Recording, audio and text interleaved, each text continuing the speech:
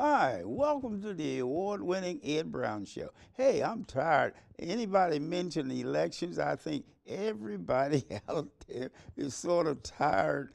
I mean, this looks like it's been going on for years, not a year and a few months. But anyway, I know it's a lot of people out there that's unhappy, and a lot of them are, really sad because of the way that this so-called election went. This was one of the worst, elections I've ever experienced. The way that the people are taken for granted. Now, first of all, we begin with how they divide the people up. They said, well, what we're going to do, we're going to get some information on the people that have a college degree, and then we're going to separate them with high school degree. We're going to see what percentage of them are voting and that type of thing. And how the system, electoral college, anybody out there know how the electoral college works? I think very few of you do. And because as far as the general vote was concerned, Hillary won the general vote. What is 49 million or 49 to 48? Hillary won that. But what happened? The electoral college comes in, and some people have different interpretations of electoral college. I don't know what's yours.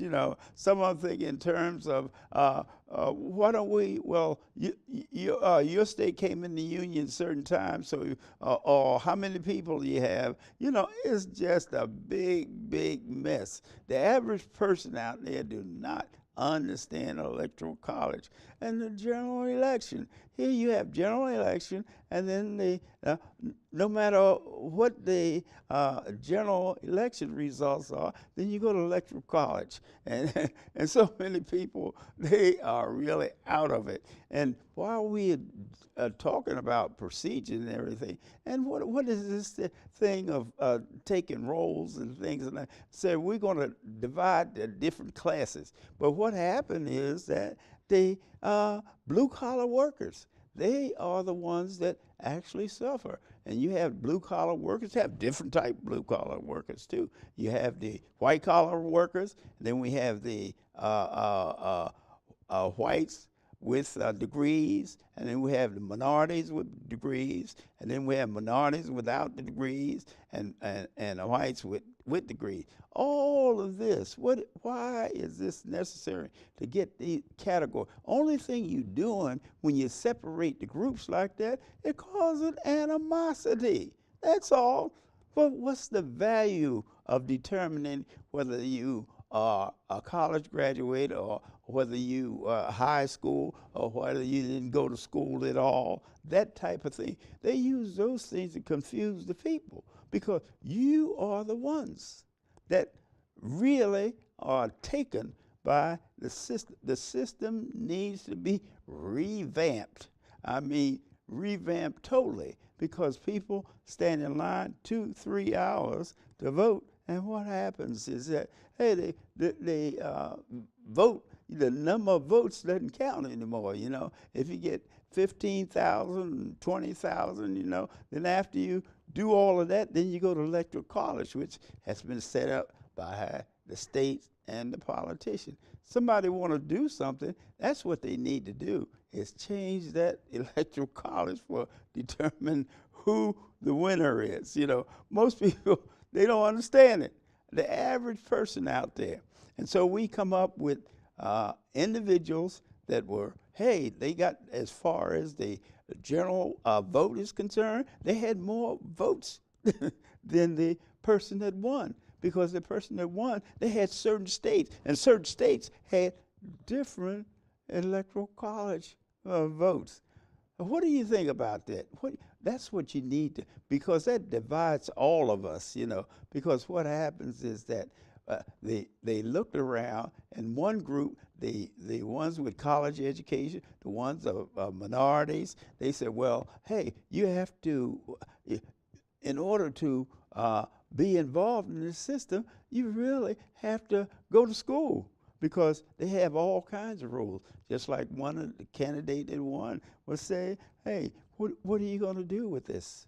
I'm going to change this and I'm going to change that. But hey, I've all the years that the candidates say what they're going to do when they're running, but very, very, very few of them carrying out because hey, the system is set up for obstacles. If you don't put obstacles, you don't put an obstacle in front of someone, say, in order to achieve what you're doing, and the first thing the new president does is say, I'm going to veto all the executive orders that the last, I don't care what they did, whether they were positive or negative or what. Say, just because that individual had an executive order on, I'm just going to wipe it clean. You know, in other words, everything, it may have been beneficial, you know, to someone, you know, that wasn't considered, you know. Now,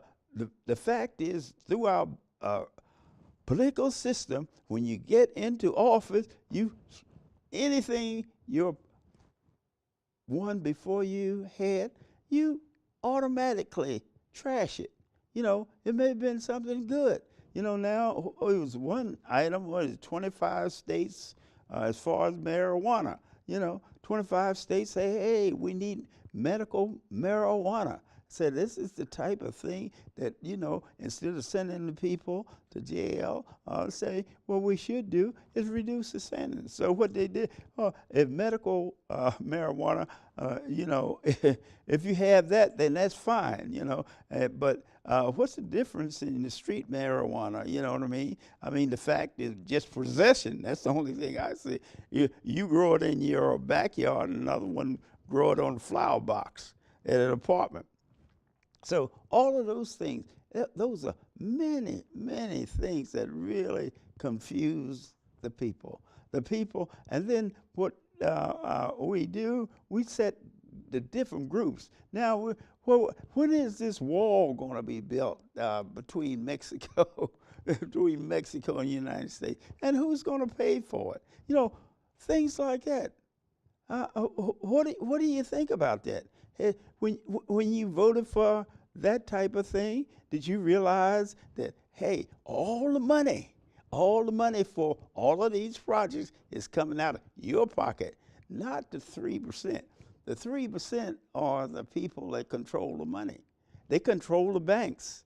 And what do the banks do? They do you in. You know, anyone in the banking industry, very few, if any, that have gone to jail because of their banking. What's that? Wells Fargo, quite a few of them.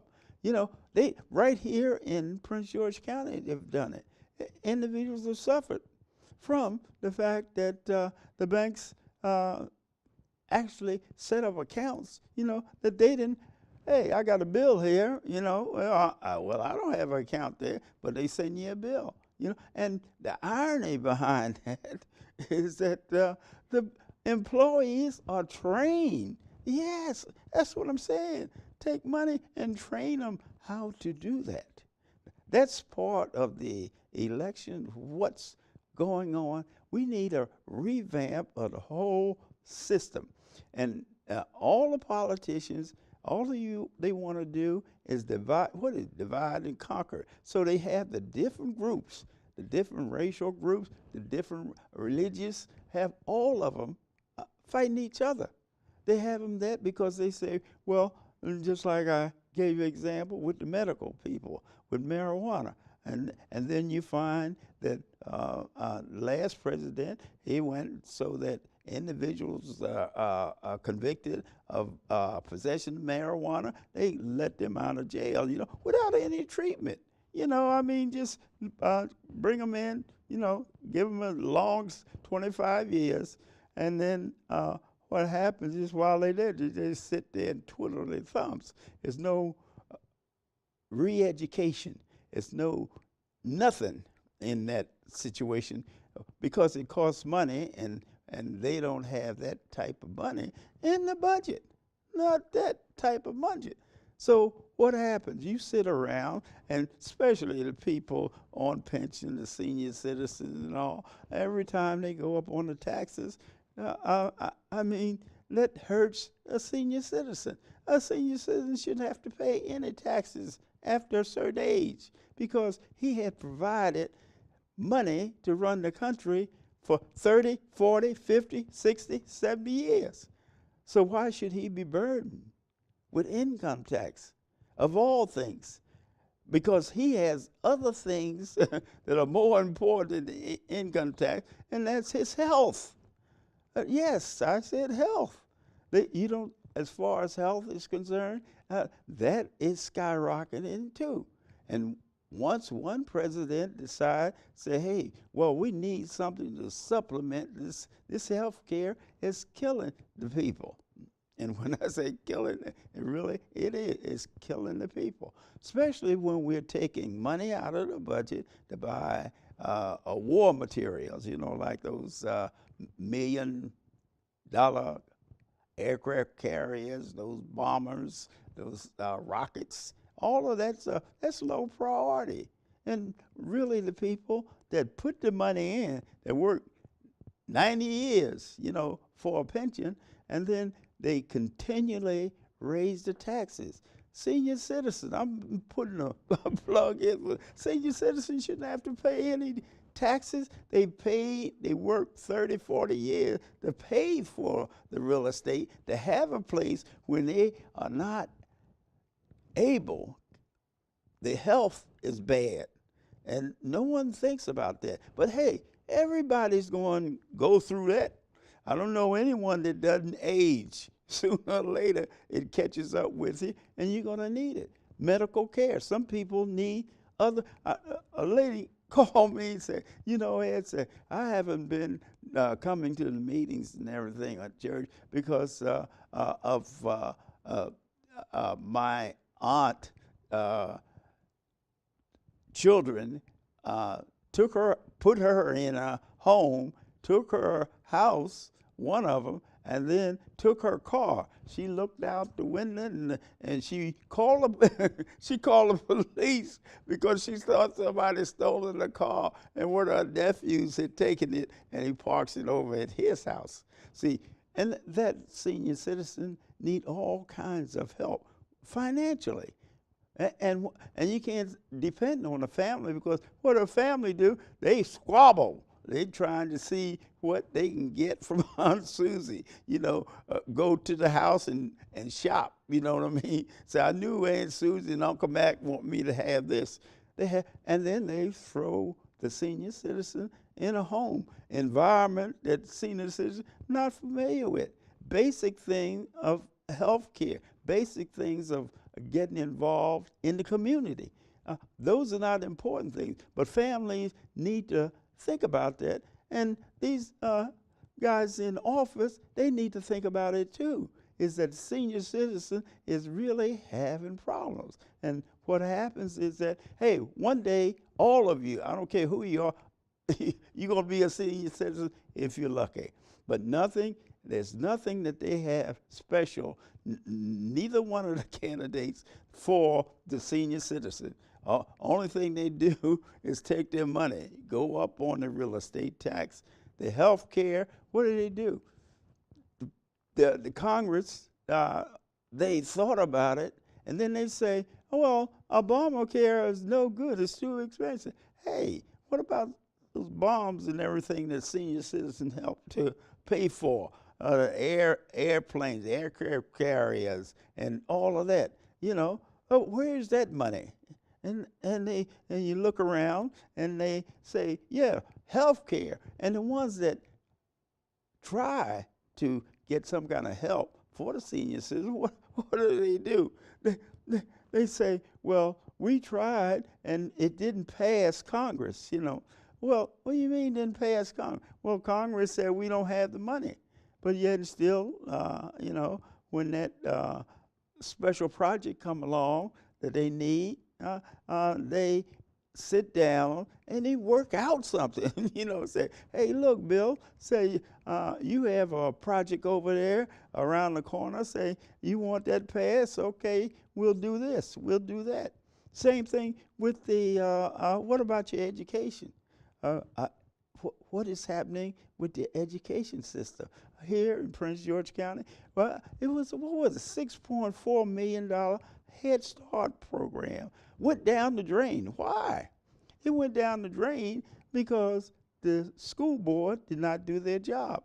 And then the system, the political system, protected the head of the school board, you know what I mean? Say, well, we're not going to do anything to the superintendent. Say, we're going to take one of them bus drivers and drive the bus, you know, and get rid of them. Say, that's where we'll find the money. So where did they find in Prince George County the $6.4 million for the Head Start program?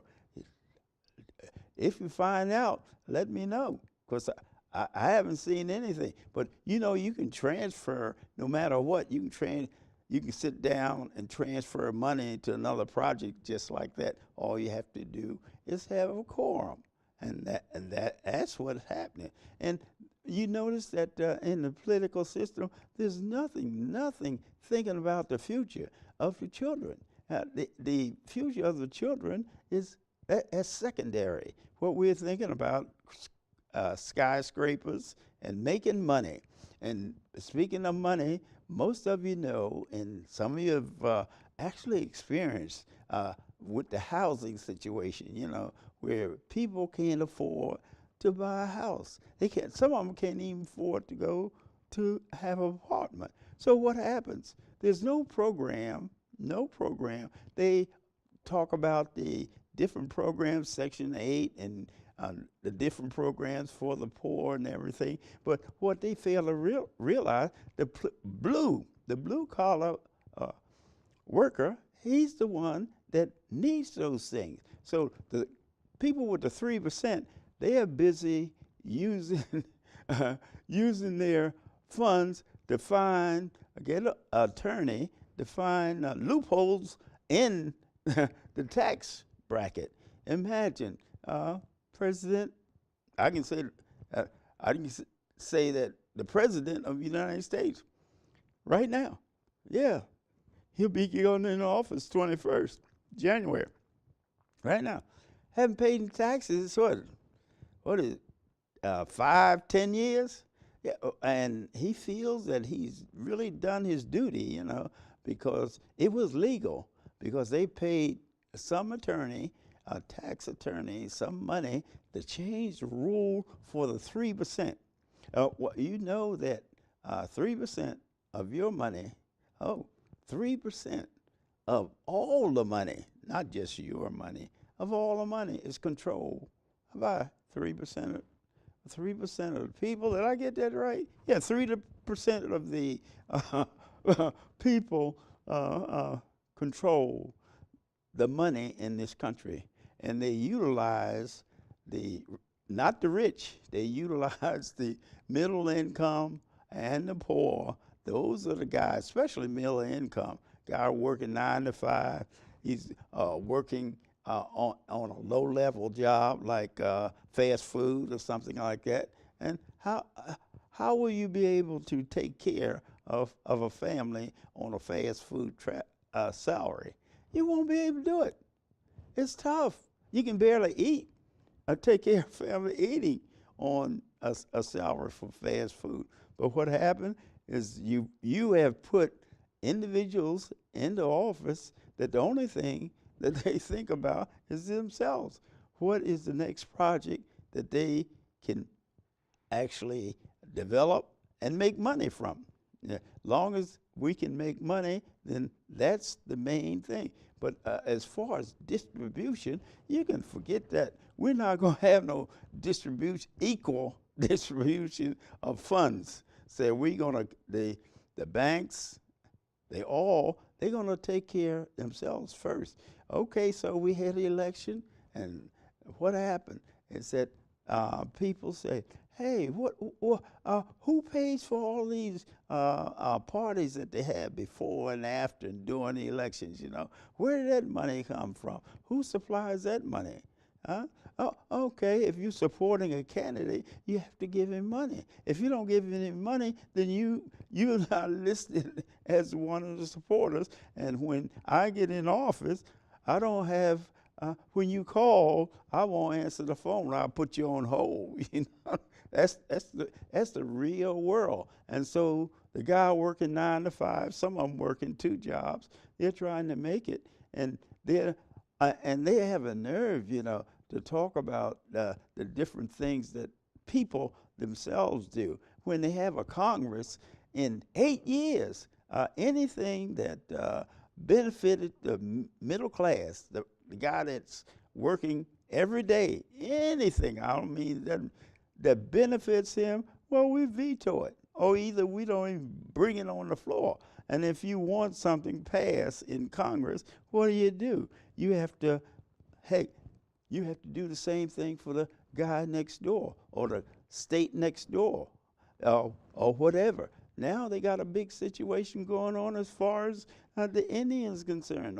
Out west there, the pipeline, they figure that they all of a sudden, after giving the Indians the reservation, they found out that they had oil on them, or either running pipelines through their graves is a shortcut. You think in terms of these individuals were the real Americans, the Native Americans, but it doesn't matter, because here in the United States, you know what as far as the composure and number of people are concerned, you find the blue collar, they're the ones that sandwich in between the rich and the poor. But the blue collar are the ones that carry this country. And after they carry this country, what happens is that when they need something, then they have to go to court. But most of the time, they can't afford it. They can't afford to go to court because that means there's time and money involved to fight these different projects. And where do they get the money from? Okay. The other thing is now the different, what was it? I think it was D on the ballot, where Prince George County added 2 at-large positions to the council. Now, at-large positions, that means they can, run the regular term twice, and then they can run at-large. So they be averaging 4, 8, 12, 16 years in office, and what happened is that, hey, it passed. That's right, because those are one of the things that the politician felt. They said we have to have that time, to qualify ourselves for the jobs. And also, what happens, most people, well, most of them know that the longer you're in Congress, more valuable you are, And what happens is that all projects have all projects have a committee, and in these committees, they're the ones that make the decision on where the money goes. So you want to be chairman, you got to be at least 2 or 3 terms. They're not going to, if a young person come in their first term, they're not going to make him chairman of appropriations committee. No way. You got to earn that. So in this election, hey, there was jockeys for that position. And we had one congressman, one senator, that he won his election, but he was involved in some things that people thought he shouldn't have been involved in. But hey, we're not going to bring that up unless we are promised all kinds of promises made in our electoral system. And like I said, boy, this has been some day. A lot of people were weeping and crying, but the young people, they're the ones that are victims of this whole situation. Sure, we have a country here, and we should be working together. Okay, what's the solution? One of the solutions is that people should be treated equally, regardless of their background. You know, whether they're European, whether they're Asian, whether they're African, and, Oriental, or what. But we don't have that. I mean, the first thing we look at, what have you done for me lately? This has been Ed Brown. I know you're tired of elections. I'm gone. But hey, be careful out there. We might elect you to a position. See you next time.